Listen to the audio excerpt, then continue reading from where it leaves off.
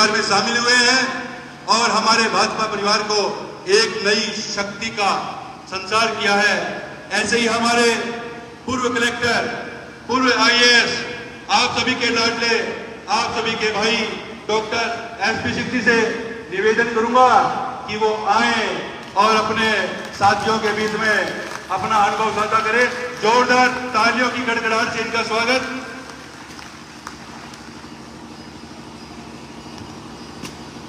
आपके महबूब नेता आपको संबोधित करें उससे पहले जोरदार नारा लगाए, doctor SP Singh, doctor SP Singh, Narendra Pareek.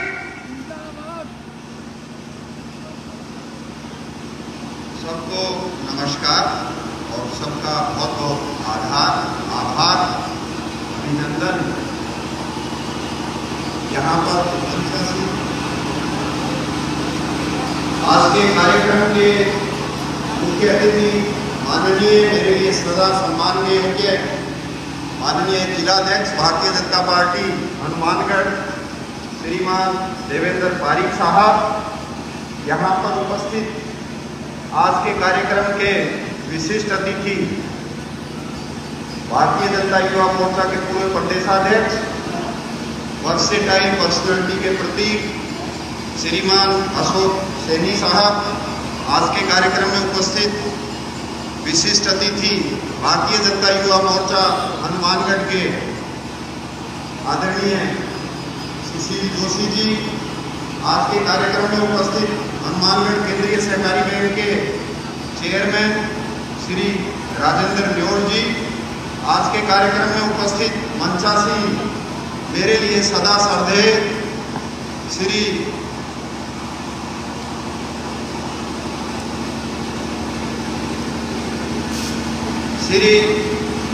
Puranmal जी बारूपाल, श्री मनीराम जी मूण, श्री धर्मपाल जी देशवाल, श्री सुरेश जी बंसल, श्री राम कुमार जी मूण, श्री रामपत जी मैला, श्री राजवीर जी बेनीवाल, श्री पीतर सेन जी चाचाण, श्री देवीलाल जी पूर्व सरपंच, श्री विजय सिंह शर्मा जी,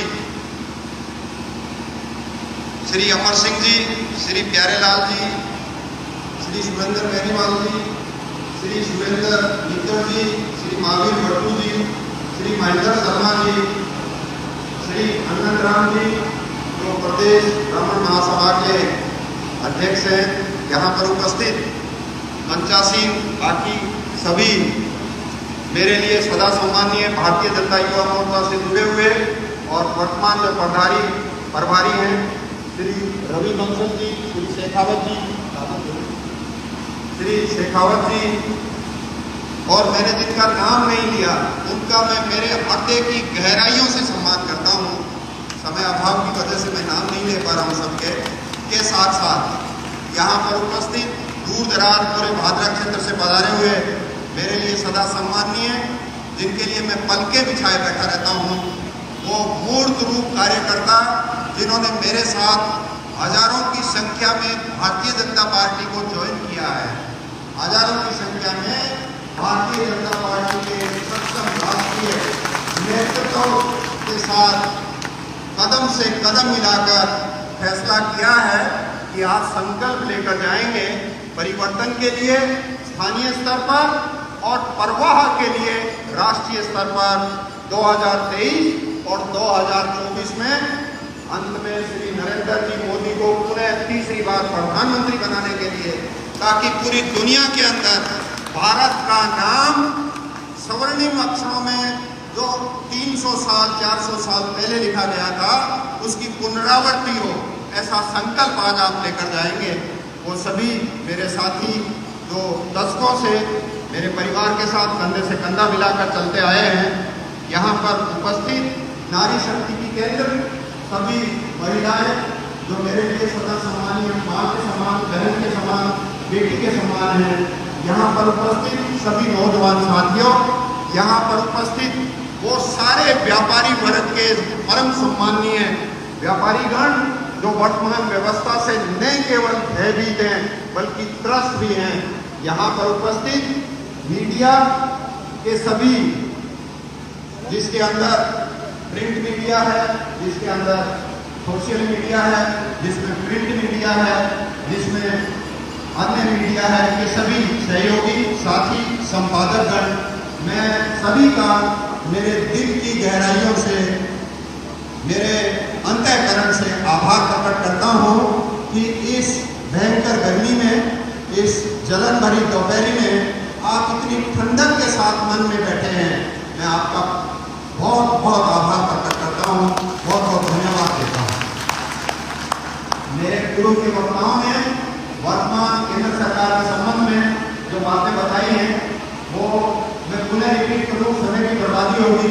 मैं 2-3 चीजें आपसे साझा करना चाहता हूँ। नंबर 1, गरीब का सहयोग और वंचित का सम्मान कैसे नरेंद्र मोदी जी ने किया, प्रधानमंत्री जी ने किया। 11,72,000 करोड़ से ज्यादा शौचालय बनाए, जिसमें से मैं समझता हूँ 90% क्या भागीदार बैठे, 90% भागीदार बैठे।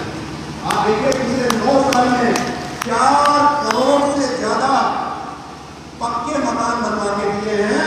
मैंने पता किया तो इसमें 32,000 हनुमानगढ़ जिले में बना के दिए हैं। पिछले 9 साल के अंदर हमारी बहनों को धुएं से छुटकारा दिलाने के लिए 9 करोड़ 62 लाख उज्ज्वला में कनेक्शन दिए हैं। मुझे अच्छे से याद है जब मैं एक चिकित्सक के रूप में ग्रामीण क्षेत्र में काम करता था तो गैस के कनेक्शन के लिए मैंने धक्के खाए थे, मैंने और 6 महीने बाद मुझे गैस का कनेक्शन मिला था। आपको घर बैठे बैठे 9 करोड़ 62 लाख लोगों को गैस का कनेक्शन दिया। कितनी बड़ी बात है, आप ताजुब करोगे। देश भर में 12 करोड़ लोगों को हर घर नल की सुविधा प्रदान की गई है। आप ताजुब करोगे 57,000 महिलाओं को ऐसा लोन दिया गया है जिसका कोई कोलेटरल की जरूरत नहीं, जिसकी कोई गारंटी नहीं। कितना दिया गया? 57,000।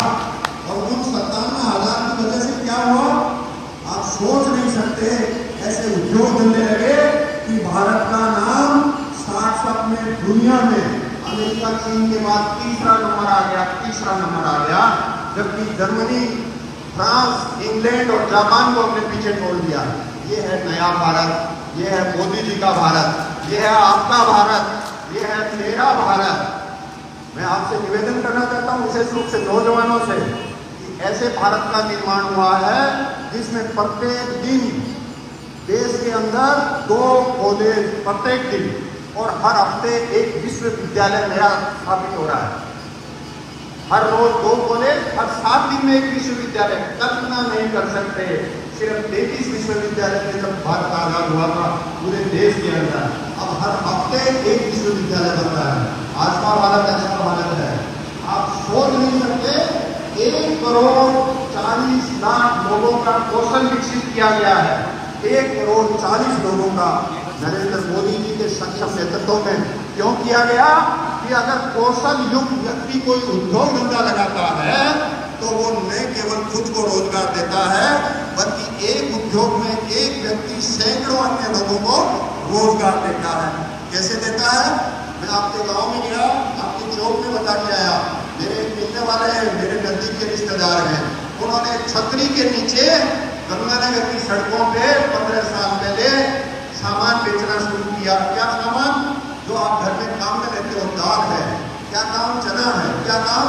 क्या सामान जो आपके रोज काम आता है, छतरी के नीचे। और लड़के की क्या क्वालिफिकेशन आप सोच नहीं सकते। M Com gold medalist, M Com gold medal वाला लड़का क्या करता है? सामान्यतः प्रशासनिक सेवा की तैयारी करता है या अन्य कोई काम करता है। छतरी पे तो सामान नहीं बेचता। उसका विजन देखो। गंगानगर कभी जाए तो मेरे से एड्रेस लेके जाना। नेचर नाम करके उनकी फैक्ट्री है और पिछले सालों का 200 करोड़ रुपए का टर्नओवर था और उनकी फैक्ट्री में 1,000 से ज्यादा लोग काम करते हैं। ये नरेंद्र भाई मोदी कर सकते हैं, पहले क्यों नहीं किया? पहले इस तरह का क्यों नहीं विकास हुआ? ऐसे करोड़ों लोग हैं जिनका कौशल विकसित किया, जिनकी संख्या 1 करोड़ 40 लाख से ज्यादा है। मैं आप लोगों से निवेदन करना चाहूंगा कि इस तरह के जो फैसले लेते हैं आप भविष्य के लिए, जिसमें आपके बच्चों का भविष्य सुदृढ़ होता है, वो सबसे महत्वपूर्ण फैसले होते हैं। मेरा ये मानना है अगर सरकार अच्छे से काम करती है, मैंने बीजेपी के साथ वर्षों काम किया, मैंने कांग्रेस के साथ वर्षों काम किया, एक छोटे अधिकारी से लेकर जिला अधिकारी तक के सबसे बड़े पद के ऊपर मैंने देखा है दोनों सरकारों के काम करने की नीति और नीति में रात दिन का फर्क है। एक सरकार ऐसी है जो आम आदमी के जीवन से जुड़े हर पहलू पे कार्रवाई करती है, और एक सरकार ऐसी है जिसको अपने लोगों के अलावा बाकी से कोई संबंध नहीं। अभी बहुत सारी बातें हैं, अगर उनको हम लाइन लिस्ट करें तो 6 घंटे लग जाएंगे। मैं 2-3 चीजें आपसे और साझा करना चाहता हूँ। हमारे देश के अंदर 9 साल पहले खाली 8 अखिल भारतीय आयुर्विज्ञान संस्थान थे, खाली 8, और अब पिछले महीने तक हमारे यहाँ 23 आयुर्विज्ञान संस्थान हो गए। ये मोदी जी का भारत है, ये आपका भारत है। हर साल पिछले 9 साल के अंदर 7 IIT नए बने, 7 IIM नए बने। आप बताइए, लाखों लाखों लाखों उन विद्यार्थियों का जीवन बदल गया जो अन्यथा अमेरिका, जर्मनी, इंग्लैंड, जापान जाके टेंट में रहा करते थे, कारण कि यहाँ शिक्षा का ऐसा उत्तम व्यवस्था नहीं थी। इंफ्रास्ट्रक्चर को देखिए, हर महीने इतने लंबे रोड बनते हैं आप सोच नहीं सकते। चारों तरफ जो रोड बन रहे हैं, राज्य सरकार उनका अपने लिए बार बार कहती है हमने ये बना दिया। अरे 90% पैसा तो भारत सरकार का है, 80% पैसा तो भारत सरकार का है। हमारे यहाँ पे 9 साल पहले 387 मेडिकल कॉलेज होते थे, और पिछले साल तक हमारे यहाँ पे 693 मेडिकल कॉलेज खुल गए। हम रोज कहते हैं कि नया मेडिकल खुलना चाहिए, अच्छी बात है, खोले, काम आएगा लोगों के, लेकिन ये पैसा इसमें 80% 300 करोड़ मेडिकल कॉलेज में लगता है, 200 करोड़ भारत सरकार देती है, 220 करोड़, और बाकी 80 करोड़ राजस्थान सरकार देती है। आप लोगों से मेरा निवेदन है, हम लोगों को ये संकल्प लेना चाहिए, हम लोगों को ये सत्यता के साथ, निष्ठा के साथ, समर्पण के साथ, इस पार्टी के साथ कंधे से कंधा मिलाकर भारतीय जनता पार्टी के साथ मजबूती से काम करना चाहिए, ताकि आने वाले समय में सब लोगों का जीवन बदले। मैं आप लोगों से निवेदन करना चाहता हूँ, आपके बच्चों को रोजगार नहीं है, नौकरी नहीं है, छोटी छोटी नौकरी और रोजगार के लिए कितनी सिफारिशें करवानी पड़ती हैं। मैं आप लोगों से ये कहना चाहता हूँ, अगर कौशल विकसित हो गया, कौशल विकसित अच्छे तरह से हो गया, तो कौशल विकसित आदमी, एक आदमी सैकड़ों लोगों को रोजगार दे सकता है। हमारे भादरा के अंदर कौशल विकसित केंद्र की पहली बात तो संख्या ही नहीं है, 2 के बराबर है। अगर थोड़ी बहुत है तो उसमें कौशल विकास का उत्तम तरीके से काम नहीं हो रहा। हमारे यहाँ पानी की कमी है, हमारे यहाँ बाराबंदी नहीं, हमारे यहाँ पे मुर्गाबंदी नहीं, हमारे यहाँ पे चकबंदी नहीं, उसकी वजह से पानी की जरूरत ज्यादा होती है। अगर समय आया और हम लोगों ने ठीक से काम किया, आप लोगों ने मेरा साथ दिया, भारतीय जनता पार्टी का साथ दिया, सबका साथ, सबका सहयोग रहा, तो निश्चित रूप से इस चीज में परिवर्तन किया जा सकता है। हमारे यहाँ पे कोई कृषि आधारित उद्योग नहीं है, जबकि हमारा प्रमुख धंधा खेती बाड़ी है। हमारा प्रमुख धंधा खेती बाड़ी और कृषि आधारित कोई उद्योग नहीं। कितनी बड़ी बात है। अगर आप देखें कि अगर खेती बाड़ी से संबंधित कोई उद्योग लग जाता है और उसमें 5000 लोग काम करते हैं, तो 5000 लोगों को बाहर को नहीं जाना पड़ेगा। जब गंगानगर के अंदर ऐसा हो सकता है, हनुमानगढ़ में हो सकता है, सवाई माधोपुर और 12 जिले में मैं कलेक्टर रहा था, वहाँ ऐसा हो सकता है। वहाँ पे किसान संगठन बने हुए हैं सैकड़ों की संख्या में, और एक किसान संगठन को 2 करोड़ रुपया मिलता है, 2 करोड़ रुपया। आपके यहाँ एक भी नहीं है। क्यों नहीं है भाई? क्योंकि समझ नहीं है। काम करने वाले व्यक्ति का जब तक विजन नहीं होगा, तब तक वो आगे ठीक से काम करने में कामयाबी हासिल नहीं कर सकता। हमारे यहाँ पे रोजाना झगड़ा होता है कि हमारे यहाँ फसल बीमा योजना का पैसा नहीं मिला, हमारे यहाँ फसल बीमा योजना का आधा अधूरा पैसा मिला। हमारे यहाँ पे फसल बीमा योजना को बदनाम किया गया है। आप ताजुब करोगे, आपको सोचकर अचंभा होगा कि नरेंद्र मोदी जी के प्रधानमंत्री के काल में पिछले 5 साल के अंदर प्रधानमंत्री फसल बीमा योजना में 1,32,000 करोड़ रुपया, 1,32,000 करोड़ रुपया किसानों के खाते में डाला गया है। कितनी बड़ी बात है। जबकि हमारे यहाँ इसका दुष्प्रचार किया जाता है, और प्रचार ये किया जाता है कि जानबूझकर बीमा नहीं किया जा रहा। अरे ऐसा नहीं है, जरा सोचिए, मेरी जमीन है, मेरा खेत है, मेरी फसल है, मुझे बीमा मिलेगा। मैंने आवाज उठाई थी यहाँ आपके सक्षम सहयोग के साथ पिछले 2 साल में लगा था। आपकी जानकारी के लिए मैं अध्यक्ष जी से भी निवेदन करना चाहूंगा, वो चाहे तो चेक करें। इस साल से आपकी फसल बीमा का प्रीमियम कटने के बाद में पॉलिसी बैंक जारी करने लग गया। पहले पॉलिसी जारी नहीं करता था। अगर आपके अंदर समझ है तो निश्चित रूप से इस काम को आप और अच्छे से कर सकते हैं। हमारे यहाँ पे बहुत सारी चीजें ऐसी हैं जिनको करने की जरूरत है। हमारे यहाँ पे लड़ाई झगड़े, द्वेष, एक दूसरे को नीचा दिखाना आदि राजनीति चलती है। अभी तक जो मैं समझ पाया हूँ, मेरे ख्याल में अच्छी बात नहीं है।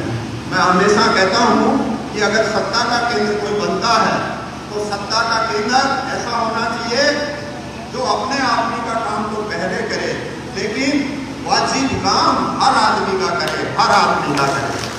मैं आप लोगों से निवेदन करना चाहूंगा कि कृपया करके आने वाले समय में सोच विचार मनन मंथन के बाद में फैसला लें कि देश किसके हाथों में सुरक्षित है। आज अगर देश सुरक्षित नहीं है, प्रदेश सुरक्षित नहीं है, घर सुरक्षित नहीं है, तो निश्चित रूप से आप और मैं सुरक्षित नहीं है। मैं गारंटी देता हूं आपको, श्रीलंका में क्या हुआ आपको अच्छे से मालूम है, और जो श्रीलंका में हुआ करीब करीब वैसा ही राजस्थान के साथ हो रहा है। राजस्थान का 1 साल का बजट है, आपकी जानकारी के लिए 2,33,000 करोड़, और राजस्थान का इस साल का जो कर्जा है वो 5,79,000 करोड़ है। अरे भाई, ये नरेंद्र भाई मोदी हैं जिन्होंने न किसी के ऊपर अतिरिक्त बोझ डालते हुए आपके बैंक के जितना संभव था कर्जा माफ करवाया। आपको किसान सम्मान निधि के रूप में 6,000 रुपया हर साल दिया जा रहा है। आपने देखा होगा कि पिछले 9 साल के अंदर कृषि बजट भी 6 गुना बढ़ा दिया गया है। आपने सोयल हेल्थ कार्ड की मांग की थी, कभी नहीं की। आपने विभिन्न तरह की सिंचाई योजनाओं की मांग की थी, कभी नहीं की। आपने खेती से संबंधित जो नीम कॉपिक यूरिया है उसकी मांग की थी, कभी नहीं की।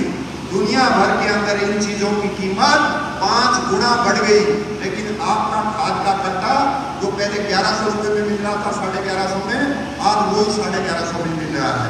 ये नरेंद्र भाई मोदी कर सकते हैं, कोई और नहीं कर सकता। मैंने बहुत सोच के, विचार करके, मनन करके, मंथन करके, मेरा जो 35 साल का सरकार के साथ काम करने का अनुभव था उसको काम में लेते हुए सक्षम स्तर पे जो नेतृत्व हनुमानगढ़ में है, सक्षम स्तर पे जो नेतृत्व आज के दिन राजस्थान में है, और सक्षम स्तर पे जो नेतृत्व भारत देश में दुनिया के सामने है, इसके ऊपर विचार करने के बाद आपकी सहमति से मैंने ये काम किया है। भारतीय जनता पार्टी ज्वाइन की है। आप अगर मेरी हाँ में हाँ भरते हैं तो दोनों हाथ ऊंचे करके बताएं हाँ। तो इतने हजारों लोगों ने आज भारतीय जनता पार्टी ज्वाइन कर ली है, जिसके लिए मैं आपका आभार प्रकट करता हूँ। और आने वाले समय में वो सब काम करेंगे जो आपको करना चाहिए। मैं वो सारे काम करूँगा जो मुझे करने चाहिए।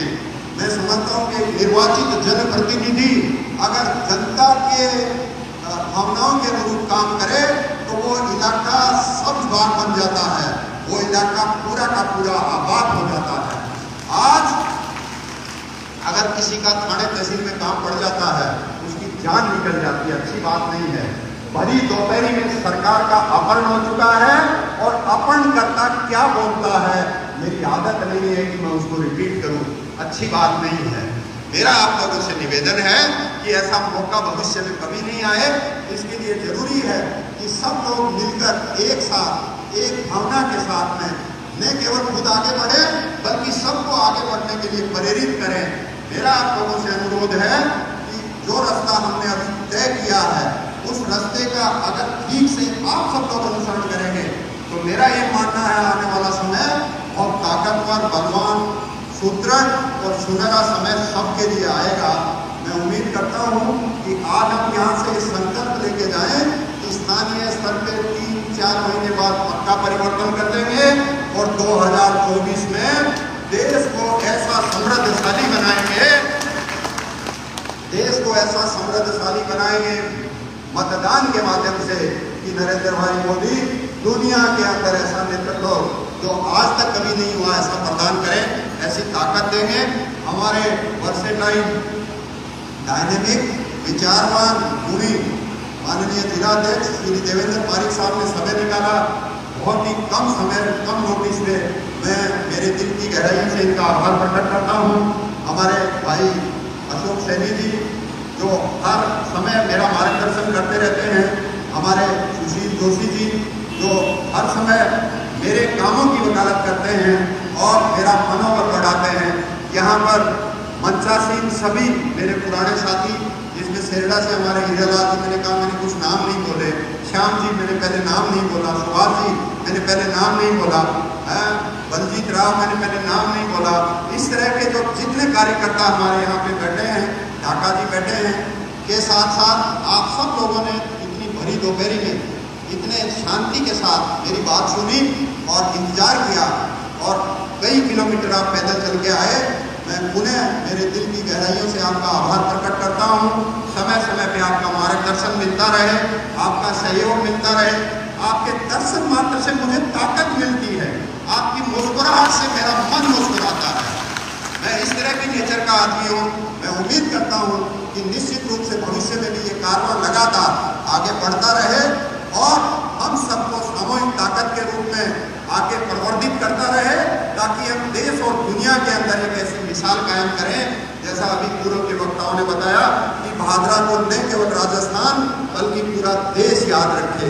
यहाँ पर उपस्थित वो सारे कार्यकर्ता, अध्यक्ष जी मैं आपकी परमिशन से रिपीट करना चाहूँगा, जिसमें मेरी धर्मपत्नी है, हमारे डॉक्टर साहब सुरेश जी की धर्मपत्नी, मेरी धर्मपत्नी कांता है, डॉक्टर साहब की धर्मपत्नी सरिता चौधरी है, मेरा बेटा है कार्तिकेय सिंह, डॉक्टर साहब का बेटा है हिमालय, के साथ साथ ये जो ऊपर बैठे जिनको आप ज़्यादातर का नाम नहीं लिया क्योंकि आपका हक भी नहीं बनता था, पहले कभी इंट्रोड्यूस नहीं करवाया।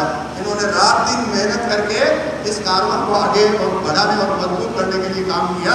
मैं आपकी परमिशन से इनका भी आभार प्रकट करना चाहता हूँ। और नारी शक्ति जो शक्ति के प्रतीक के रूप में मैं इनको देखता हूँ सर, मुझे ऐसे लगता है जैसे नंदिनी सतपति बैठी हैं, लक्ष्मीबाई चुड़ावत बैठी हैं। मैं इनको देखता हूँ तो मुझे ऐसे लगता है जैसे दुर्गा जी बैठी हैं, काली माँ बैठी हैं। मैं इनको देखता हूँ तो लगता है अटल बिहारी वाजपेयी बैठे हैं, नरेंद्र मोदी बैठे हैं, मुझे ऐसे लगते हैं। मैं बहुत बहुत आभार और धन्यवाद आपका, बहुत बहुत आभार।